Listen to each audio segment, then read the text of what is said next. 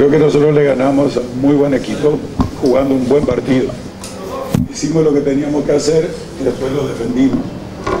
Hubo mucha emotividad, es cierto, pero dentro del segundo tiempo, a no ser una sola pelota de Contreras, yo creo que prácticamente no hubo acciones de que nuestro arquero haya tenido que trabajar. Sin embargo, sí, nosotros lo hicimos trabajar mucho al arquero de Guaraní en el segundo tiempo, creando tantas opciones como creamos en el primero. Yo creo que es importante porque lo hicimos ante un gran equipo, muy buen equipo, Guaraní, es muy buen equipo y no lo vamos a descubrir ahora. Pero sufrir, no sé por qué sufrir, no sé por qué esa presión.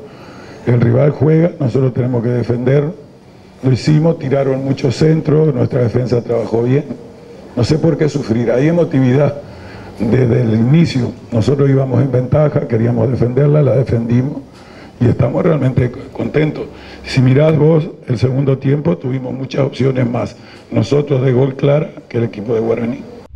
Bueno, una derrota que nos duele, obviamente. Hoy el objetivo obviamente no era perder, era sacar algo positivo por todo lo que estamos peleando, pero bueno, tuvimos un primer tiempo en el que no estuvimos acertados y bueno, ellos aprovecharon, se pusieron 3-0 arriba muy temprano y bueno, cuando juegas contra Libertad con 3-0 arriba es difícil. A pesar de eso, el equipo no bajó los brazos, peleó, llegó el primero, después el segundo y bueno, se peleó hasta el final para intentar llevarnos al menos un empate, pero no pudo ser. Profe, con esta derrota se perdió el campeonato.